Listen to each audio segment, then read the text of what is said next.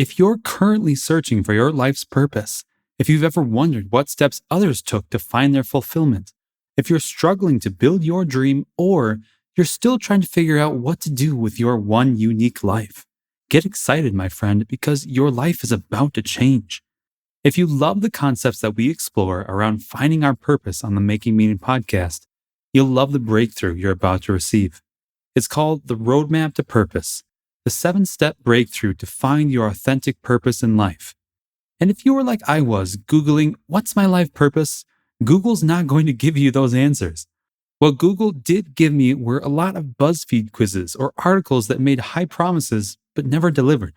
And that's why I created the Roadmap to Purpose. I was tired of people promising purpose but never helping me get there. This proven knowledge used to be only for my paying clients, but I know how much suffering it can cause to not know that purpose in your life.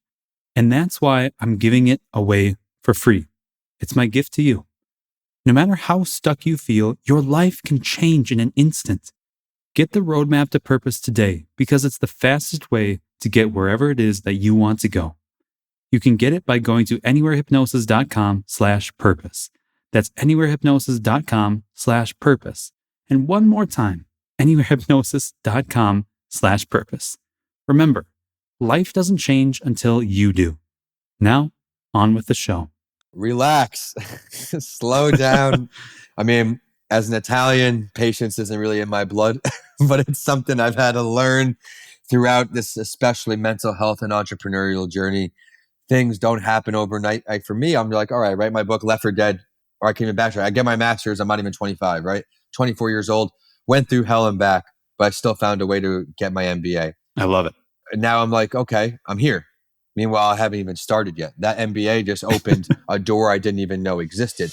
This is the Making Meaning podcast, where we help you build your best life by learning from those who built their own. Leaders, aid workers, expats, and daredevils. These are the people who live life on their own terms. Together, we'll help discover how they built their fulfilling lives and how you can build your own. I'm your host, Doug Sands. Let's make some meaning. Welcome back to the Making Meaning podcast. My name is Doug Sands, and this week I'm joined by mental health advocate Vincent A. Lanci. Vincent and I connected through just a simple networking message. We didn't know each other before reaching out, but as we touched on throughout this conversation, connecting with like-minded people can produce some amazing results. From just one message, we've both gained a valuable connection for our own powerful journeys. Vincent is a public speaker who shares his own journey through mental health struggles, speaking in schools, hospitals, and other venues around the country. He is also the author of 3 books on mental health. And in this conversation, we talked mental health, entrepreneurship, following your passions, and what it takes to get where you want to go. Vincent's got a lot of actionable advice that he shares in this podcast. So without further ado, let's dive into this conversation with Vincent A. Lanci.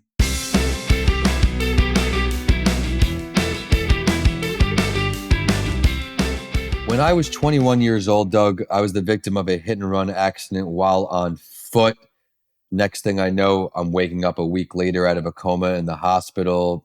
The doctors originally had some doubts that I would make it through the initial evening, but once I did, the doubts switched over to that I may never be able to walk or talk on my own or go to the bathroom on my own. And this eventually led me to adapting this tell me I can't and I will attitude, this outlook on life where I realized expectations are just that. They're what people expect, but they're meant to be shattered if you dedicate yourself to something. Just because someone expects something doesn't mean that's got to be the way it is. And since then, I've really found a passion for sharing my story and helping others through my experiences. That's awesome.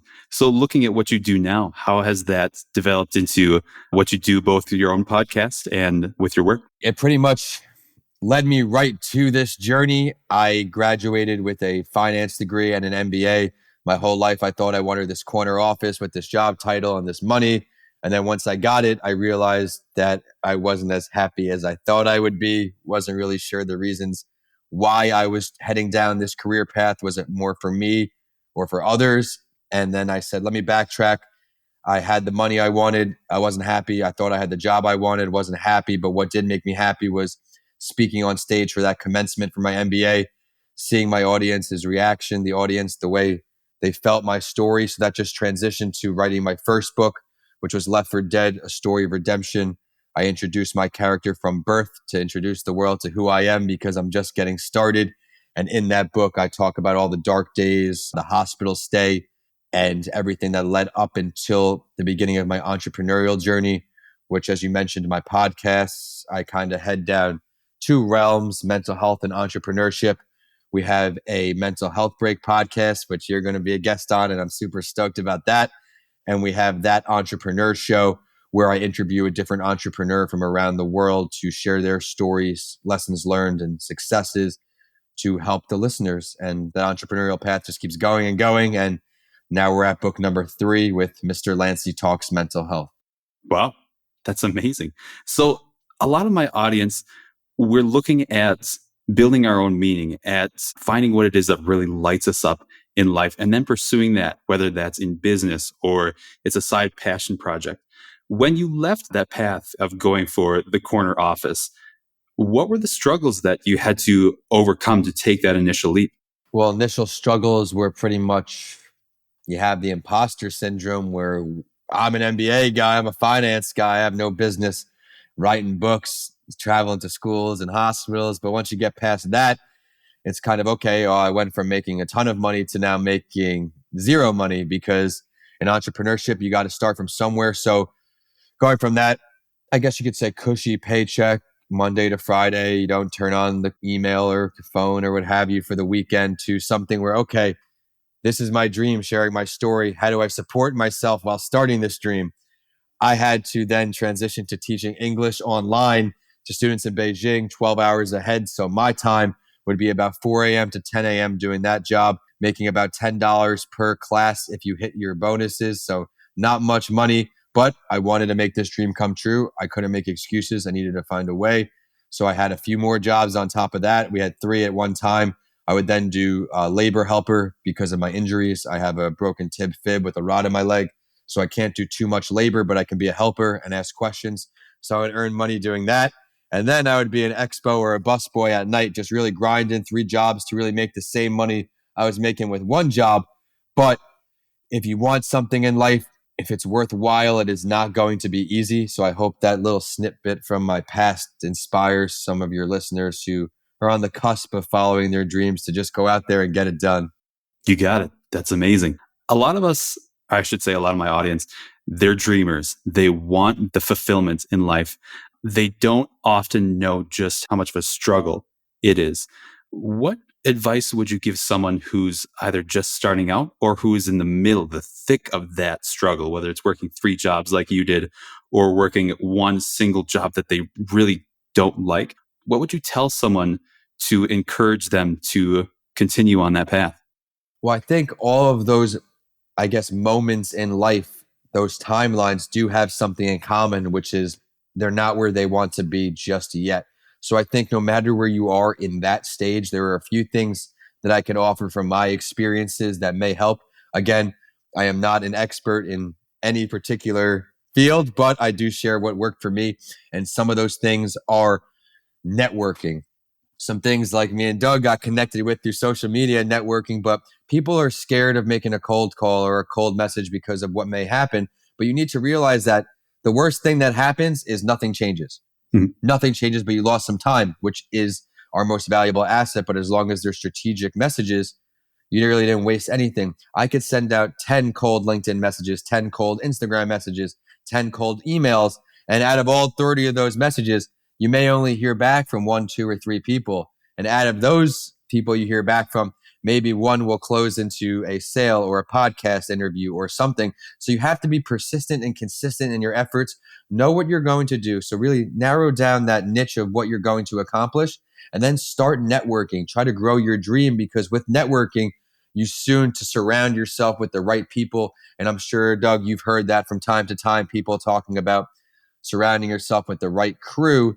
But as you really progress in your entrepreneurial journey, which you can attest to, that becomes ever more so true. If you're around people who are doubting you, not giving you good advice, not being there for when you need to be supported, those aren't the right people you need to have in your corner. You need to make sure to surround yourself with like-minded individuals, people who are go-getters, and you'll find in entrepreneurship that people want to help you like you want to help others. We're all here trying to help each other hit their goals, hit their missions. So do not hesitate. If I can be a resource for you, feel free to reach out. I'd love to hear about what you have going on. That's amazing. And I couldn't agree more with what you said. So, Vincent, when you started out, you knew that you liked the opportunity to speak and interact with an audience. Did you know exactly where you were going from the very start, or was it a gradual evolution? Oh, I wish I could say that, Doug. It has certainly been a gradual evolution. I mean, bit by bit, day by day, week by week, you start to grow. I got out of my MBA commencement. My first speech was 8,000 or 8,500 folks in the audience. So I was nervous as anything. And I said, all right, if I can do this, I can certainly do something on a smaller scale. So you start utilizing your networking. And I was getting, to be frank, pretty good money for speaking right away for hour gigs, half-hour gigs, about 1,000, 2,000. I'm a young guy, 23, 24 years old.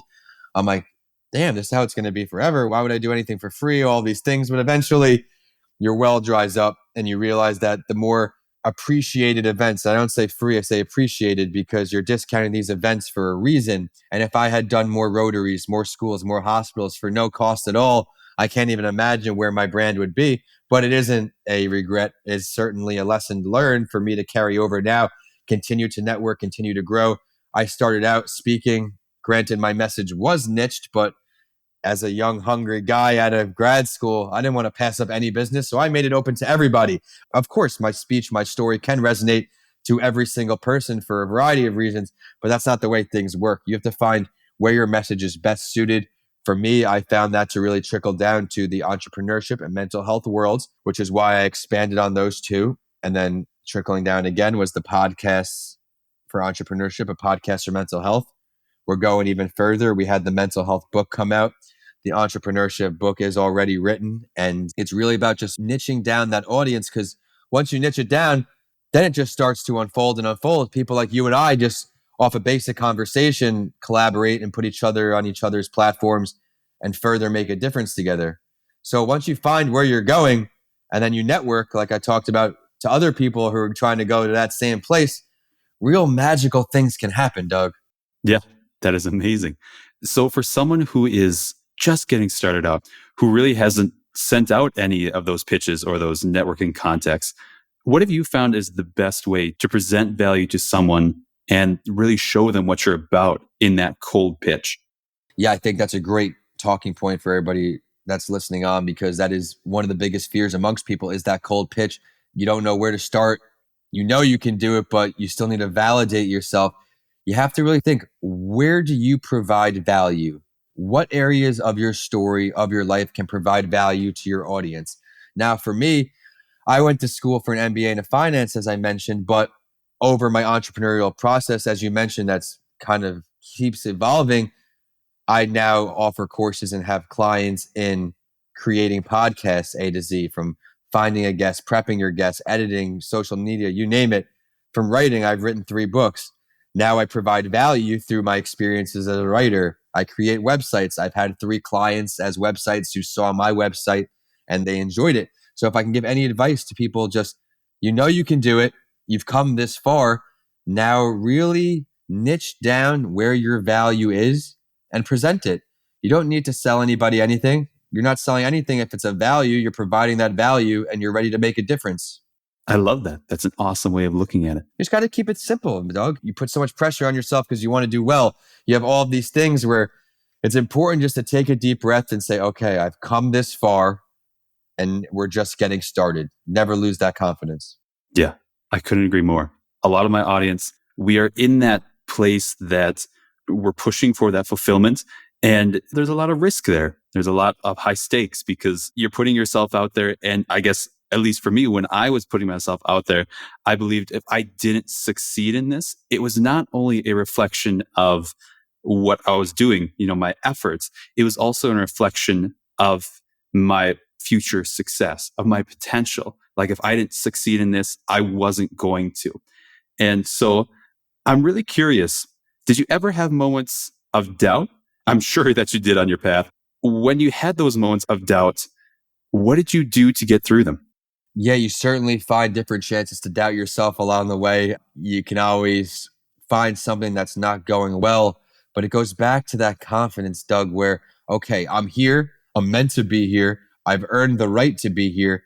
And just start working on things you know you're good at, right? When you're good at things, you're in a better mood, you're more confident. So go back to find some things you're good on and build on them. And then that will also lead me to my next point, which is something that unfortunately in my entrepreneurial experiences, finances were always an issue, but you want to outsource things you're not good at. But I've learned that if you can't afford to outsource, there's no cost involved for networking and trying to have a conversation to learn how to improve on things you're considering a weakness, soon turn them into a strength. And now your confidence is just where you need it to be. Love that. That's excellent. And switching gears a little bit, when I'm talking with my audience, I'm often encouraging them to have gratitude. In my own life, I've had some pretty rough experiences. And looking back, those are the moments that have really shaped my career and led me to where I am today. And looking at your story when you're 21 and you've been hit by a car and you're in a week-long coma, how do you look back on that now as impacting your journey? Man, when you're 21, you think your whole life's in front of you. Well, because it is, but you think you know everything about everything. And the same thing with high school. You hit these monumentous stages where you're like, all right, I know it all. All right, I know I got a whole way to go. But then you got to think everything's ripped from you. A little preview of my first book, Left for Dead. When I woke up out of my coma, they had asked me what school I went to. And I was a finance student trying to earn my finance at UT. And I responded Pulaski Road Elementary School. Gotcha. So I was a 21-year-old man thinking I'm a 5-year-old boy. So when you hit that point, all bets are off. You know, there is no confidence, there's nothing. And you're confused because I had my life impacted for something I didn't do, nothing I did wrong, by someone I've never met. And he adversely affected my life ever more. So when you have to dig yourself out of that gutter, dig yourself out of that bottom of the pit, because you either realize, Doug, it's either sitting soul crying, why me? Or you turn a horrible experience into the best day of your life because you found a way to share your story and help people through your negative experiences. Yeah. I love what you said about that we could choose to sit and cry about it. And when I'm working with clients trying to encourage them through those first moments, a lot of them do come in with that victim mindset, that idea like life is happening against me. And we have to turn that on its heads and say that, life is happening for you. And I'm very curious, when you're working with people, do you often go that route of the tough love? Like, this is happening for you and you just have to accept it? Or do you find yourself kind of modifying your tone depending on how open they are to feeling gratitude for whatever it is that has happened to them? Well, when I'm working with people professionally, Doug, I always try to start, and this is something I learned from my coaches, where I want to learn a lot about you, the difficulties you faced, your family life growing up with sports. I like to relate to you on a personal level. And then I want to find out where you are and then where you want to go. But then what you said, do I play that tough love role? I'm the type of person that's going to tell you what you need to hear, not what you want to hear. And that saying may be overused, but unfortunately, it's not properly used enough. People will never tell you anything that may raise a little confrontation or may raise an eyebrow. But when you don't do that, you're simply just wasting time. You're beating around the bush. And one thing I learned from my accident, and many people learned from the 2020 experience, time is all we got. And if you waste it, that's really your own fault. So for me, I want to learn how to grow and get better every day. I love having conversations like with people like you because I'm growing. We're like-minded people. I want to find ways to improve. And if I see something you could be doing better, I want to help you get there. I've never been, much of a jealous person where if you're doing something great, I'm going to, you know what I mean? If I see something my friends are doing, I want to find out what they're doing. I want to help them get it. I want to help all my friends reach their goals. I want everybody to just reach happiness because there's plenty of money in this world, Doug. There's plenty of opportunity in this world. It just may not be as easy to see. And if you don't see any opportunity, that does not mean you can't create it. If you look at my personal situation, I wrote 3 books that I had to do myself and create these opportunities. My 2 podcast series, I granted could not do without my amazing guests, but I had to create this opportunity, create this platform in order to grow my brand. So Yeah. you don't see something that's right in front of you. If someone else may not have their hand out with something for you, maybe instead of looking for that handout, get creative. Think outside the box. Make it happen like what Doug's doing with this platform. He's building an incredible resource here for people, and it's just getting started. Absolutely. And looking at your life's journey and building this business and really helping people with it, do you feel like you've made it, or do you feel like it's a continual path that you're growing along? Oh, I feel like I'm nowhere close to making it. I'm very ambitious, and I know you are too. I have very high ambitions for a young age. I'm turning 30 this year. I plan on having, hopefully, damn near my full portfolio out by 35, because I want to be able to present to a principal at a school where I have all 10 of these things, for example, that I offer, and you're able to pick through my catalog and say, I want you to come add value through this week. And then maybe next year you come back and speak to my students with this. I want to have, enough offerings where schools and hospitals find enough value in me to continue to bring me back over and over and over again, because I love connecting with people. I love helping people's dreams come true. And, I got the MBA. It's never enough what you do to outsiders, right? I got the MBA, it wasn't enough. Wrote my first book. Now I'm starting to get certain people to return my calls. Write my second book, launch a podcast. Now people are reaching out to me. Now for my podcast, I'm not doing very much cold calling, cold reaching out at all. I'm having people refer me to people, or people are seeing my content online. They're finding value in it, like you said, and now they're coming my way. That's awesome. Now, shifting gears a little bit, as someone personally who's really interested in getting into public speaking, and perhaps for people in the audience who are feeling the same way, what tips would you give someone just starting out to hit the ground running as soon as things open up with COVID? Yeah, I think one thing you can do to not waste any time, and this is kind of going to be repetitive, but after you find your mission statement, you know what you want, you laser down your niche, just don't waste any time and network with people. Because here's an example. When my first book came out, and it's crazy, it hasn't been that long ago, but it probably, I think, came out November 2019 or October. First thing I did, Doug, I went on the computer, resource right in front of everybody, go on Google, top mental health influencers in the country. I get a list of 10. I got a couple lists. They feature the same people, right? For the most part. So I reached out to these people on Facebook, LinkedIn, Instagram, Twitter, email, website message. I hit them everywhere where I can. And I say, this is what I'm about. This is what I have to offer. I really want to make a difference on a large scale. And I would love to learn from someone who's been there before. Would you be open to making a difference with me? Can I send you a copy of my book? And out of that numbers game that I touched on earlier, probably reached out to maybe 35 mental health influencers, probably heard back from about 5 or 6. Gotcha. Out of those 5 or 6, I probably had maybe 3 or 4 on my podcast and been on their podcast. And now from that first connection, and I'll give a shout out to her, Dr. Denise McDermott. She's out in LA. She's the Dr. Denise brand, worldwide brand. And she, through the power of networking, introduced me to the illustrator on my second book, who is another great person, Chris Bridge. She's done work with the Barbara Bush Foundation, Whole Foods, all through networking. And now that cold email, that cold message to Dr. Denise led to her being a guest on my podcast, What It's Really Like to Be an Entrepreneur, twice. My mental health podcast, A Mental Health Break, twice. I've been on her podcast twice. We've done a World Mental Health Day collaboration together.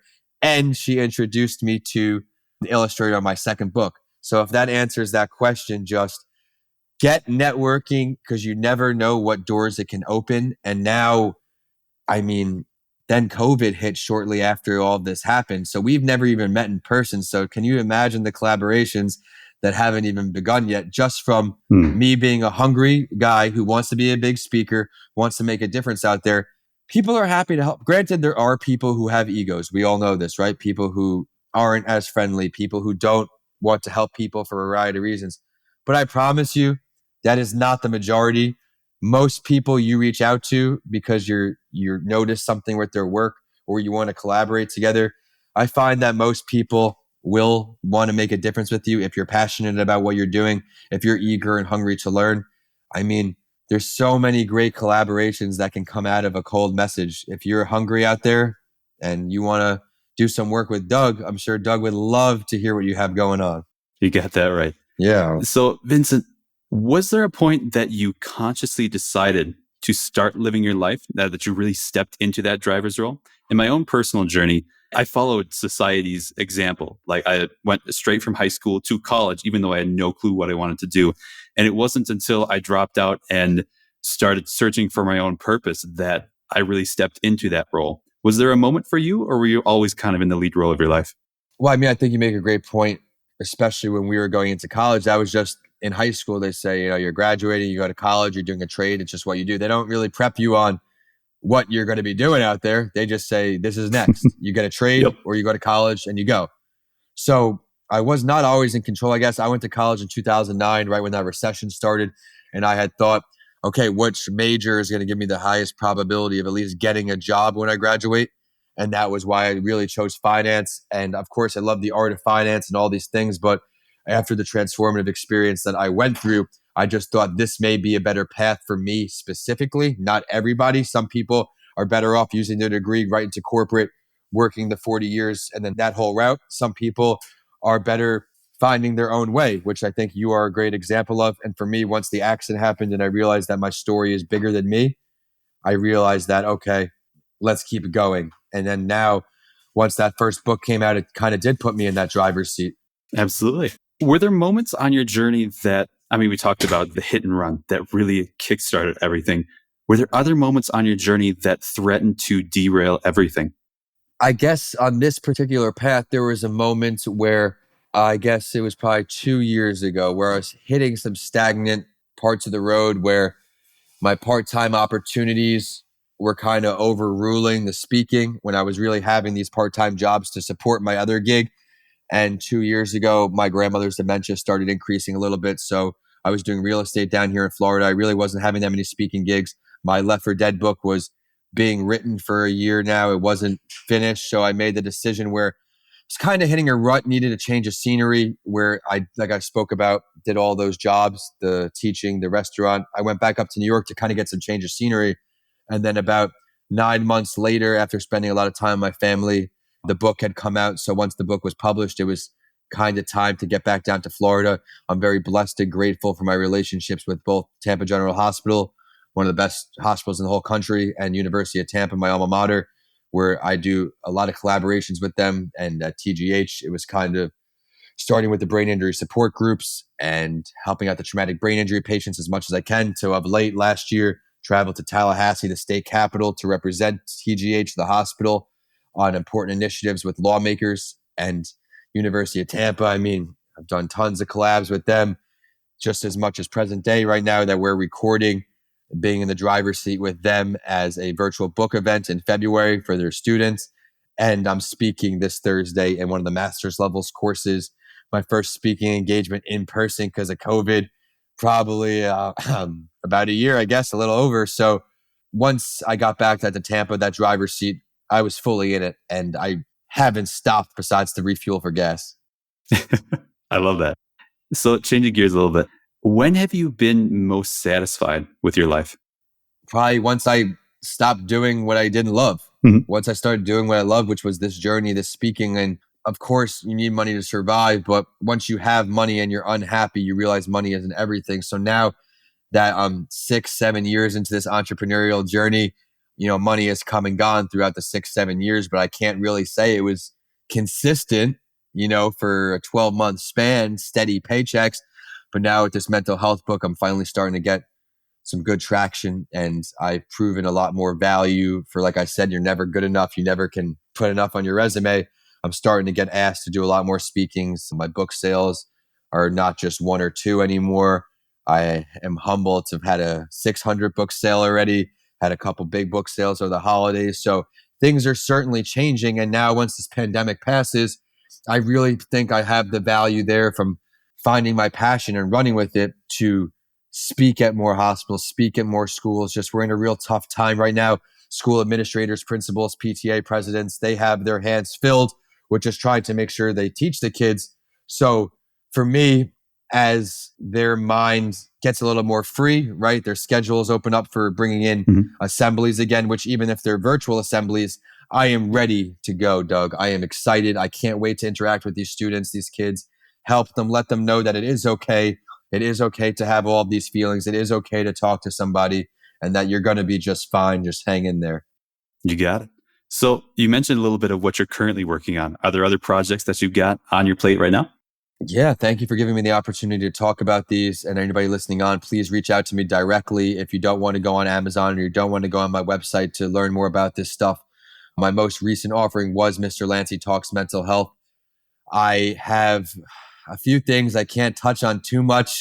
A, because of jinxing, and B, Yeah. because I'm sure you've learned in business, nothing is ever done until the contract's signed. Mm-hmm. You could be negotiating for a long time. Like right now, for example, I've been Zooming into a principal in my old school district in Northport, where I'm from, New York, since last April, and we're still negotiating this contract. Mm. So a lot of things I can't touch on, but as an author, I have a goal with myself to release at least one book every year until I can't.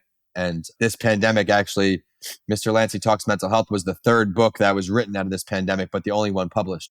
Gotcha. To give a little encouragement to everybody listening out there who hit some road bumps and want to give up, my first book was an entrepreneurship book for kids. It was to teach kids that, hey, college may not be for everybody. What you see in front of you, there's more out there if you apply yourself. I was referred to somebody, and I have a lot of lessons learned to share from this. I was referred to somebody on social media, to an illustrator. I did not do much more background because this referral came from a very, very respected individual. Mm-hmm. Turns out, after 3 meetings showing up with no work, or 3 no-show meetings, I should say, that I didn't even find out there were no-shows until I reached out that morning. 2 meetings with work not delivered as promised. I had to sever that relationship because we were on the final sketches, and I realized if I was having this much issues with no money involved, it's going to be a real headache down the road. So granted, I can't use his illustrations, but I have an entrepreneurship book for kids done. And then I linked up with Chris Bridge, like I said, the illustrator of my new book. I wanted to do the mental health kids book. So I wrote that book, and she said, Vin, this has got to be a mental health series. This can't be one book.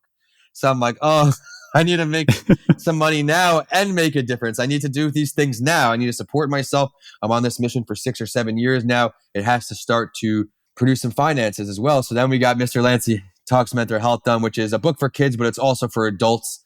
And I'm extremely proud of this book because of all the value in there. It is written in 7 chapters, 7 days to ideally improve your mental health every day for 1 week. And then after this 1 week, these become habits, and then soon after are lifestyles. It's written that way because this is for someone who eats Cheetos on the couch and plays Xbox all night, does not go to the gym, nothing. You take it one day at a time because, like anything, you think back to school, a teacher says, oh, you got to read this book by whatever. And you're like, oh, this whole book, you freak out. But if you just de-aggregate that to, okay, I'm going to read 5 pages per day and I'm done in a month.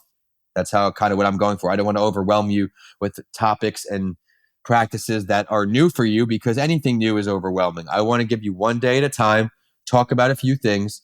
Each chapter has an activity where you're able to apply that learning right now. I try to make learning fun again because these are tools and resources in this book, Doug, that aren't expiring this year. They didn't expire 20 years ago.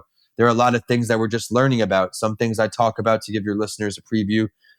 Everything from it's okay to talk to somebody, it's okay to have feelings, to being a supportive friend, to being supportive of yourself, to getting proper sleep, to yoga, meditation, and the list goes on. All of these things are so simple. They're free. You just have to educate yourself with the right information because unfortunately with the internet age, there is millions of resources out there, but unfortunately getting your hands on the correct resource is a challenge. So that's really what I did with this book. Collaborated with 6 other mental health advocates from across the world. We have a Dalai Lama speaker in this book. We have an adult and child psychiatrist. We have mental health advocates. We have people who talk about being creative and practice being grateful, how important that is for your mental health. So if any of that sounds attractive to you, reach out to me or go to vincentalanci.com, hop on Amazon. This book will be something that you consider your mental health go-to resource. You may even keep it in your back pocket. Who knows? You got it. It's very clear from talking to you, Vincent, that you're very passionate about what you do. You definitely believe in it. I'm curious, on this journey, have there been any things you've discovered that you don't like about it? Well, I think one thing I don't like about being an entrepreneur is because, as unfortunate as it is, there aren't as many people in your corner who are truly in your corner. And I'll explain that a little more. I touched on surrounding yourself with the right people, and I have a talk coming out soon where if you listen to my podcast, you listen to my books, I talk about my personal experiences because that's the way I'm able to relate to people. Now, I don't ever give names of people who these experiences are with. I don't throw anybody under the bus. I don't even let you know really who they're about because I don't really think that's fair to speak on somebody without them present. But in this particular situation, I had a situation where someone I surrounded myself a lot with over the last 10 years, slowly but surely was going from one of my best friends to one of my biggest haters and least supportive people. When I would share my ambitions with this person, they would scoff at me. They would say, good luck, this and that, not being supportive, to even going through social media where I would see this person's name and others liking all of the people in our network, but never supporting my posts. And I started to realize that there may be people who are unhappy in their current paths, their situations, who had high hopes for things they were working on, who may not have hit those goals, and they project that insecurity onto other people in the form of hate. I look at my support on social media and I look through some of my pictures, my comments. Maybe 1 or 2%, maybe 5% of that support is from people I know, which is a good thing because that means that, hey, my message is really sticking, not just to people who I know, it's sticking to people who don't know me, which means that something you're doing is right. So the moral of this little summation is, as long as you are passionate about what you are doing, as long as you truly believe in what you are trying to accomplish, you can't let anyone tell you it can't be done. So from that moment, it's just networking with like-minded individuals, making sure to surround yourself with people who are not just there when things are going good. People are there when things get tough. People tell you the things you need to hear in order to progress your field. Granted, from my entrepreneurship podcast, I've had the opportunity to network with 106 other entrepreneurs on episodes, as that's the episode number we're on, who have been through similar things, resonate with me in similar areas where you're not alone, you're not okay. I mean, you will be okay just because you feel alone. The mental health book, the goal with that too is people don't feel comfortable speaking about their mental health, even with their friends sometimes. So my book, the goal with that is to let you know that it is okay to have these feelings and emotions. The entrepreneurship podcast to let you know you're not alone. On my podcast, the difficult parts we talk about of entrepreneurship, a lot of people talk about, hey, how lonely it is. You are by yourself. People that aren't entrepreneurs can't resonate with entrepreneurs on a lot of levels, just like I can't resonate with a 9-to-5 and the 9-to-5 struggles that people battle. So if there's something that is displeasing of this whole relationship, it's just disappointing, more I could say, where your true friends, your real supporters, they show themselves because they're always supporting you. They're so happy for everything you accomplish, and then you're happy for them. But it is a shame to not have so many people in your corner that you thought you would be with for your whole life, really, friends with forever, because life's too short to not be supportive of others, Doug. It's really, there's so much good that can come out of helping people hit their goals, whether it's indirectly or directly. And I guess that's just really the one thing I wish didn't happen, but I don't even, at first, of course, you let it affect you. You let, why are my friends not supporting me? Why are they not being supportive? You get down.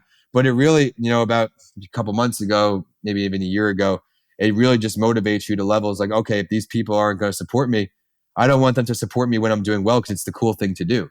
I want people to support me because they want to be my friends. So now it's just motivation to keep working even harder and harder. And some of the benefits I've had out of this, which are really cool, I've had people that I haven't spoke to in years reach out to me on LinkedIn and Instagram saying, hey, been watching some of your videos. They've been helping me get through some stuff. You know how good that, it feels real good, Doug. It feels real good to know that, okay, if your friends weren't being supportive of you, maybe they weren't as good of friends as you thought they were. Maybe they were just someone you knew. You got it. Thank you so much for sharing that. I've never really heard that perspective. And from someone who's lived through it, that's such great advice.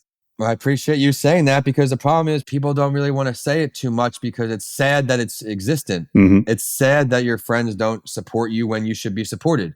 It's sad that people have to hate on you and have to speak negatively about things when there's sometimes people don't realize words can kill. Words are very powerful. And if you put people down without realizing the severity behind your words, something really bad can come at it. And granted, I have battled my mental health challenges. I was never really battling depression. Granted, I think it's a good time to quickly touch that. You can have a bad day or a bad week and be sad. Being sad is a normal emotion and not have to be depressed, right? Mhm. And I'm sure you can relate to that as well, where some words are overused in mental health. But you need to not let yourself be in situations that may get you sad, may depress you. Granted, some things are natural, in life, but you want to find as many ways to keep yourself in a positive mental headspace as possible. And it goes back to some of the themes of this episode, where surrounding yourself with the right people, having conversations that can help you grow and take you out of uncomfortable situations. I went from something where it used to bother me how people wouldn't support me, even if it was free support. You don't have to buy my book. Support me for free on social media, text me, whatever. Now it's just become more clear to who your real support system is, because you can attest to, you need a support system in life. Yeah, I couldn't agree more. Looking at COVID as something that might benefit the world, it's a hard thing to look at right now. But what I think we're going to come out of this with is an understanding that mental health, it's not like a black or white thing. It's not like you're completely healthy or you have suicidal depression. We are all on that gradient. And I see a lot of people coming in for stress relief due to COVID. And they're like, I'm not anxious. I don't have anxiety, because they don't want to accept that label. And I'm curious, when you're working in the mental health space, do you see a lot of pushback from the stigma that still exists around mental health? Yeah, great question. But I need to start that question just by saying that I am not a doctor or a psychiatrist or anything. I just speak from my personal experiences of recovering from a traumatic brain injury and my interactions with hospitals and my podcast. So leading into that, the guests do experience pushback for sure. But now, as the podcast has progressed and I'm getting guests like yourself, people really stand in front of their mental health disparity and stand for it now, which is so admirable, because it spreads to others having the confidence to come out and say, okay, I'm going to attack my mental health disparity head on.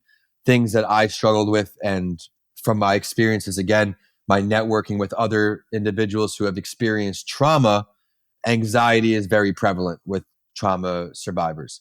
So some things that I do to mitigate my anxiety when it comes from my trauma is breath work. I enjoy having conversations, though, above all else. When I have my podcast, it's like I go to see a therapist. Mm. You're having a mental health conversation with someone who's equally as passionate or battling these disparities. And I have to say, I've heard this a few times, but first from Corey Hirsch, who was on my podcast, ex New York Rangers goalie and speaker in Canada. He said it takes a village to break down these stigmas. It's not just one or two people, it's a village of people. So conversations like you and ours hopefully can get some of this pushback in the past for good. Yeah. Vincent, this conversation has been amazing. It has been lights out, man. I'm excited. I'm excited about the way it's turning out, man. Absolutely. Me as well. And just a couple of wrap up questions. One that I always love to ask my guests. If you could talk to the you that you were when you first started your journey, knowing what you know now, what would you tell yourself? Relax, slow down. I mean, as an Italian, patience isn't really in my blood, but it's something I've had to learn throughout this, especially mental health and entrepreneurial journey. Things don't happen overnight. For me, I'm like, all right, write my book, Left for Dead, or I came in bachelor. I get my master's. I'm not even 25, right? 24 years old, went through hell and back, but I still found a way to get my MBA. I love it. And now I'm like, okay, I'm here. Meanwhile, I haven't even started yet. That MBA just opened a door I didn't even know existed. And then I write my first book. It's like, okay, I write this great book. I had a crappy situation happen to me. I should be able to get hired here, do all this. But then okay, millions of people battle adversity. Millions of people write a book. And now my patient's like, okay, now what? Now what? And then now, like I said, it's never enough, because it's really not. If you're on a path of something you're passionate about and you're on the path to accomplish more than the status quo, you want to be more than average, you have to be patient, because you have to continue to do the things that are the brickwork to entrepreneurship and recovery and mental health. Networking, we're talking to people about my story, talking to people about their story, and then professionally talking to people about their entrepreneurship activities. You have to continue to share your story. And I can't stress that enough. Experience sharing and story sharing is becoming bigger and more popular than ever. And just like on my podcast, I can give an example on the entrepreneurship platform, That Entrepreneur Show. I interview entrepreneurs from every single industry. I'm talking, I've had a model, I've had a hedge fund manager, I've had a film producer. You never know which part of someone's story is going to resonate with you. It may be their hometown, it may be their childhood experiences, it may be what they're doing now, but your story can really bring the light out of someone's dark time just by sharing. So I encourage you all, no matter what it's you're passionate about, just share your story. It doesn't have to be on the internet, it doesn't have to be on a podcast. Just be with your friend. You know, if you see your friend going through something, sit them down, share your story. I bet you can turn that frown upside down. You got it. And finally, is there anything that you wish I would have asked you about?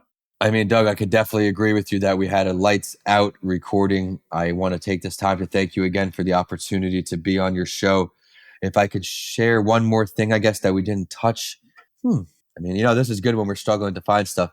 I guess some advice, just 2021. If this pandemic, this lockdown didn't teach you anything at all, which it had to have taught you something, but if it didn't, you know, with this extra time that we seem to have found, take it upon yourself, even if it's just 30 minutes a week or 30 minutes a day. Take that time to expand your horizons, that life a little more than you did. Maybe there was a hobby you wanted to start or a skill you've always tried to learn. For me, for example, maybe one of the first times I speak about it in public too, I live in Florida, predominantly Spanish speaking state. Okay. I took it upon myself to finally take Spanish lessons. I have a very busy schedule like you, so it is what it is. I find time 30 minutes a week to work with a Spanish tutor. And I think one of my goals for this first quarter of the year, my top 5 goals that you can find on my social medias, one of them was to feel comfortable speaking Spanish in conversations, because now that this pandemic and lockdown, God willing, is going to end soon, I want to be able to leverage myself, not just that I have this mental health offering, but that I can do it in English and Spanish. I have a mental health song for children that, you know, the next step is to get basic singing lessons, right? To leverage not only speaking English and Spanish in Florida to talk about mental health, but now to have a children's song to go to school, very basic, because I'm not going to be fluent in Spanish, just enough to, okay, leverage myself, because I want to be great at what I do. I want to have the most offerings I can. And we live in a time where one language isn't necessarily the norm anymore. And English is certainly not the number one language in all 50 states in America anymore. So for me, it's okay. I went outside. I took this time to learn the basics of Spanish, and I am looking forward to getting that out to the world. That's awesome, Vincent. Well, thank you so much. Where can my listeners find you? Thank you for giving me this opportunity as well. Website, VincentALanci.com, VincentALanci.com. If you want to check me out on social media, everything's at Vincent A. Lanci. We're on Instagram, Facebook, LinkedIn. What else is there? Twitter, you know, all the basic ones. And I just got my butt on TikTok. Not that I'm an old timer, but I was a little delayed on it. I wanted to make sure it was sticking around before I jumped in, just because I have to dedicate time to doing this. And another quick tip, like I mentioned a million times, networking. I tried making a TikTok for 3 months, probably not 3 full months, but on and off. And one of my buddies, he's went viral. He's got like 200,000 followers. Mike X Gorman is his name on everything. So I said, Mike, you got to teach me just the basics. How do I get this thing started? What do I do? And from there, I created this social media platform in a very different and unique way than all my other ones. Today is actually day 7 of it. And the first 7 days, I have a story share where I go through my accident, the early stages in my Left for Dead book. It starts out a certain way. So I bring that to TikTok. And then tomorrow will be the first real mental health post. But if you want to get to know me, you can head to TikTok too. You find all my podcast handles and everything on my Vincent A. Lanci handle on Instagram and Facebook. Everything is there. And I guess my email to speak to either me or my intern, info@VincentALanci.com. Absolutely. And we will include all those links in the show notes. Well, Vincent, this has been such an amazing conversation. Thank you so much for joining me. Thank you so much for having me on again, Doug. And I look forward to connecting with you again real soon. What a blast to connect with Vincent today. I truly gained some wisdom from this conversation. And I don't know about you, but I'm definitely taking his advice on networking and applying it in my own work today. We never know what's waiting for us until we start taking action. If this podcast made some meaning for you, If you gained a nugget of wisdom or had some insight, I really do encourage you to help other people find it. And the best way to do that is to rate and review this podcast on iTunes or Stitcher. And if you really liked it, share it in person with friends who might also find value. And if you'd like to make sure you never miss another podcast, hit subscribe on your favorite podcasting app and be sure to follow on Instagram because that's where I drop release dates and locations as well as info about upcoming guests. My handle is @makingyourmeaning. And if you love this episode, there's one resource I know you'll really get some benefit from. You might have heard me mention this before. It's the Roadmap to Purpose, the 7-step breakthrough for finding purpose and peace of mind. This is my gift to you for listening to this podcast. From working with so many adventurous people to help them find their peace of mind, I've discovered there are certain steps we all take on our path to purpose. I've whittled these down into a roadmap to help you get from where you are now to the fulfilling life that you know you are capable of. And this isn't some BuzzFeed quiz or fluffy little list that's going to leave you feeling more dejected than before you began. The Roadmap to Purpose gives you the same framework and tools that I use with my own clients. My goal in creating this was to give you everything you need to find your own purpose. And from the success stories that are coming in, this tool will help you do just that. You can find it at anywherehypnosis.com/purpose. That link will be in the show notes, and that's anywherehypnosis.com/purpose. Thank you again for listening into this conversation. My name is Doug Sands, and this is the Making Meaning Podcast. Let's keep building your ideal life, and let's keep making our meaning.